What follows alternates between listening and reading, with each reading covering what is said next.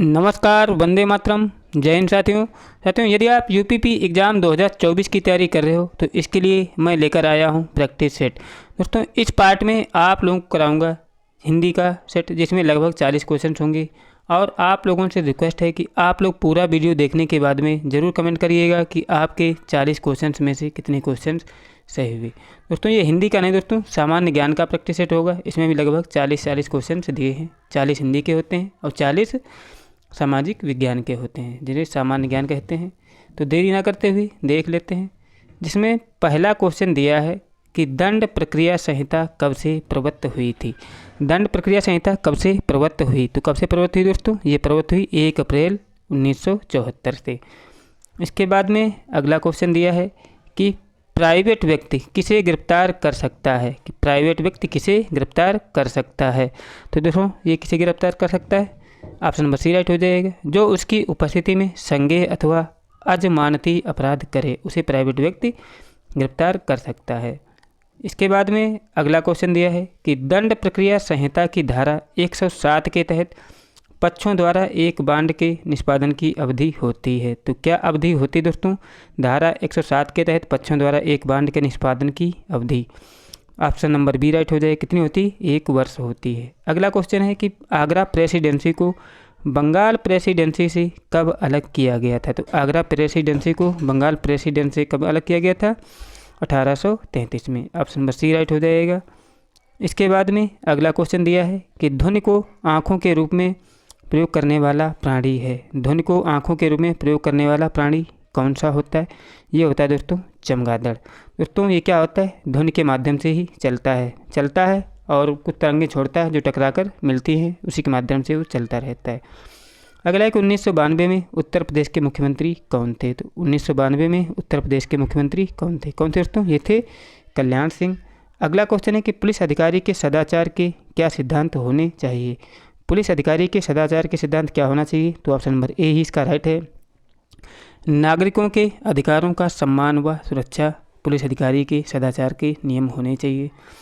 इसके बाद में अगला क्वेश्चन दिया है, क्वेश्चन नंबर 8, कि विशेष न्यायिक मजिस्ट्रेट का कार्यकाल होता है। विशेष न्यायिक मजिस्ट्रेट का कार्यकाल कितना होता है? तो याद रखिएगा 1 वर्ष होता है, ऑप्शन नंबर ए राइट हो जाएगा। अगला है कि स्वतंत्र भारत में पहली बार आर्थिक रूप से कमज़ोर वर्गों के लिए सरकारी नौकरी में 27% आरक्षण का प्रावधान कब किया गया था। दोस्तों, कब किया गया था 27% आरक्षण गरीब कमज़ोर वर्गों के लिए? तो लागू किया गया था 1990 के वर्ष में, ऑप्शन नंबर ए राइट हो जाएगा। अगला क्वेश्चन है कि व्यक्तिगत शारीरिक सुरक्षा के अधिकार के संबंध में सही उत्तर बताइए। तो व्यक्तिगत शारीरिक सुरक्षा के अधिकार के संबंध में सही उत्तर कौन सा है? तो इसका ऑप्शन नंबर सी राइट हो जाएगा। यह अधिकार किसी के विरुद्ध हो सकता है, ऑप्शन नंबर सी राइट हो जाएगा। अगला क्वेश्चन है कि निवारक निरोध अधिनियम द्वारा क्या रोका जा सकता है। निवारक निरोध अधिनियम के द्वारा क्या रोका जा सकता है? तो ऑप्शन नंबर ए राइट हो जाएगा। आज़ादी का हक रोका जा सकता है। अगला है कि यथा सामीप्य का सिद्धांत संबंधित है। यथा सामीप्य का सिद्धांत किससे संबंधित है? दोस्तों, ये संबंधित है वक्फ से, ऑप्शन नंबर डी राइट हो जाएगा। अगला क्वेश्चन है कि विश्व शौचालय दिवस कब मनाया जाता है। तो विश्व शौचालय दिवस मनाया जाता है कब? 19 नवंबर को, ऑप्शन नंबर सी राइट हो जाएगा। अब देखते हैं अगला क्वेश्चन हमारा क्या दिया है। अगला क्वेश्चन दिया है कि संगीन और आकस्मिक उत्तेजना है। संगीन और आकस्मिक उत्तेजना योजना क्या होती है दोस्तों? ये होती दोस्तों तथ्य का ये प्रश्न है, संगीन और आकस्मिक योजना। अगला है कि तारों का रंग किस पर निर्भर करता है। तारों का रंग किस पर निर्भर करता है? तो याद रखिएगा ये निर्भर करता है तापमान पर, ऑप्शन नंबर ए राइट हो जाएगा। अगला क्वेश्चन है कि मुस्लिम विधि की शिया विचारधारा के अंतर्गत मेहर की रकम क्या होती है। तो इसका अर्थ क्या होता है दोस्तों? ये होता है विधि द्वारा निर्धारित नहीं है। मुस्लिम विधि का शिया विचारधारा के अंतर्गत मेहर की रकम। अगला क्वेश्चन है कि हिंदू रेट ऑफ ग्रोथ शब्द किसने प्रस्तावित किया था। तो हिंदू रेट ऑफ ग्रोथ दोस्तों ये प्रस्तावित किया था किसने? राजा कृष्ण ने, ऑप्शन नंबर बी राइट हो जाएगा। इसके बाद अगला क्वेश्चन है कि मुस्लिम विधि के अंतर्गत कौन वसीयत अवैध है। मुस्लिम विधि के अंतर्गत कौन वसीयत जो है अवैध है? वो हो दोस्तों वसीयतकर्ता के हत्यारे के पक्ष में की गई वसीयत जो होती है ये उसकी अवैध होती है। इसके बाद में अगला क्वेश्चन दिया है कि दंड प्रक्रिया संहिता की धारा 91 में किस पर लागू नहीं होती। तो दंड प्रक्रिया संहिता की धारा 91 निम्न में से ये किस पर लागू नहीं होती। तो दोस्तों किस पर लागू नहीं होती, ये होती प्रतिवादी पर लागू नहीं होती। ऑप्शन नंबर बी राइट हो जाएगा। अगला क्वेश्चन है कि केंद्रीय सरकार के विकास खर्च में निम्न में से कौन सम्मिलित नहीं है। केंद्र सरकार के विकास खर्च में क्या सम्मिलित नहीं है। तो क्या सम्मिलित नहीं है दोस्तों, वो होता है रक्षा खर्च। क्या होता है दोस्तों, सम्मिलित नहीं है। ये दोस्तों क्या है, ऑप्शन नंबर ए कुछ डाउटफुल है दोस्तों। रक्षा खर्च जो होता है केंद्र, जैसे CBSF हो गया, इनका तो होता है, बाद बाकी पता नहीं किस खर्च की बात कर रहा है। अगला क्वेश्चन है कि रक्षा उत्पादन के लिए भेड़ों का विश्व की उत्तम प्रजाति कौन सी है। ऊन उत्पादन के लिए भेड़ों की विश्व की उत्तम प्रजाति कौन सी है। तो वो होती है दोस्तों मेरिनो, ये उत्तम प्रजाति होती है भेड़ की। अगला क्वेश्चन है कि हमारे संविधान की प्रस्तावना यह बताती है कि हम भारत के लोगों ने स्थापित किया है। तो क्या स्थापित किया दोस्तों, स्थापित किया है कि एक धर्मनिरपेक्ष समाजवादी और लोकतांत्रिक सर्वश्रेष्ठ गणतंत्र स्थापित किया है, ये हमारा संविधान बताता है। अगला क्वेश्चन है कि IPC के कितने वर्ग या प्रकार हैं। तो IPC के कितने वर्ग या प्रकार होते हैं, तो देख लेते हैं। ऑप्शन नंबर डी इसका राइट है। क्या हो जाएगा, IPC के कितने वर्ग या प्रकार हैं। तो क्या हो गया है, जूम हो गया है। तो क्या कहाँ पर दिया था क्वेश्चन, ये इधर होगा इसका उत्तर। तो IPC के दोस्तों कितने 511 अनुभाग और 23 अध्याय होते हैं। और अगला क्वेश्चन है कि माँ की अनुपस्थिति में निम्न में से किस महिला को मुस्लिम बच्चे की अभिरक्षा के लिए प्राथमिकता है। तो माँ की अनुपस्थिति में किसको बच्चे की होती है दोस्तों, ये होती है माता की, माँ की होती है जिम्मेदारी। अगला है कि मेगा स्पोरेंजियम बराबर होता है, मेगा स्पोरेंजियम किसके बराबर होता है दोस्तों, ये बराबर होता है किसके, बीजांड के, मेगा स्पोरेंजियम। इसके बाद में अगला क्वेश्चन है कि दार घाटी वन्यजीव अभयारण्य कहाँ है। दार घाटी वन्यजीव अभयारण्य कहाँ पर है। तो ये दोस्तों शिमला में, ऑप्शन नंबर बी राइट हो जाएगा।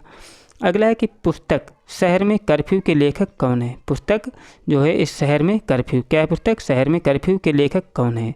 तो इसके लेखक कौन दोस्तों, इसके लेखक हैं विभूति Narayan Rai, option number A right हो जाएगा। अगला क्वेश्चन दिया हुआ है कि अनुच्छेद 19A देता है खुलकर बोलने की आज़ादी और अभिव्यक्ति की गारंटी।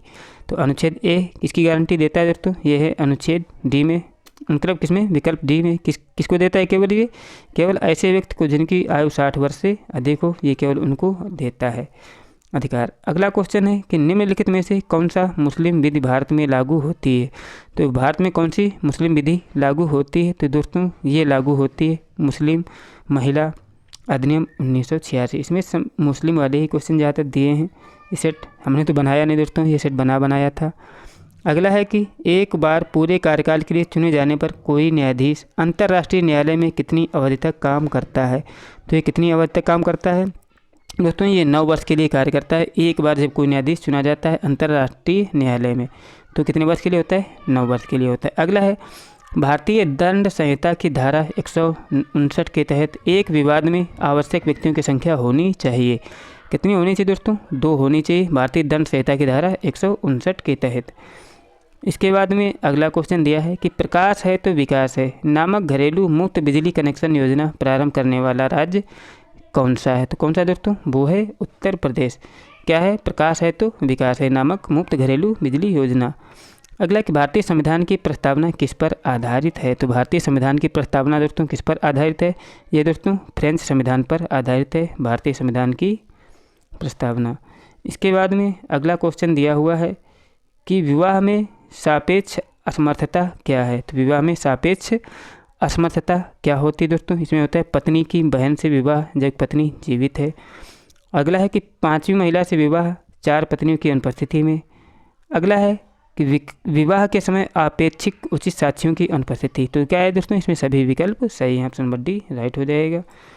और अगला क्वेश्चन दिया है कि अनुच्छेद 12 के तहत राज्य की निम्न में से कौन सी अवधारणा शामिल की गई है। अनुच्छेद 12 के तहत राज्य की निम्न में से कौन सी अवधारणा शामिल की गई है। तो दोस्तों ऑप्शन नंबर ए राइट हो जाएगा, रेलवे और बिजली बोर्ड राज्य की निम्न अवधारणाओं में शामिल की गई है।